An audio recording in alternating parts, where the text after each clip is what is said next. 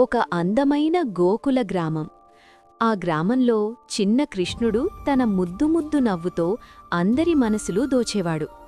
ప్రతిరోజూ ఉదయమయ్యిందంటే చాలు కృష్ణుడు తన స్నేహితులతో కలిసి కొత్త అల్లరికి సిద్ధం.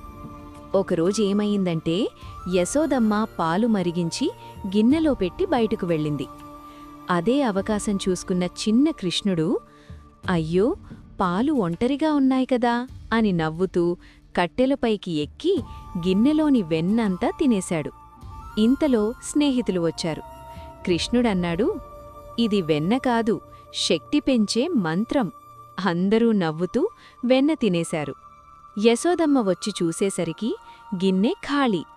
కృష్ణుడి పెదవులు చుట్టూ వెన్న మరకలు. కృష్ణా, నువ్వే కదా వెన్న తిన్నావు అని అడిగింది. కృష్ణుడు కళ్ళు పెద్దవిగా చేసి, అమ్మా, వెన్నే నన్ను తిన్నది అన్నాడు. యశోదమ్మకు నవ్వు ఆపుకోలేక కృష్ణుడిని గుండెలకు హత్తుకుంది. అప్పుడే ఆమె అర్థం చేసుకుంది, కృష్ణుడి అల్లరి వెనుక ప్రేమ, ఆనందం, మాధుర్యం దాగి ఉంది. అందుకే గోకులమంతా చిన్న కృష్ణుడి అల్లరిని ప్రేమగా చూస్తుండేది.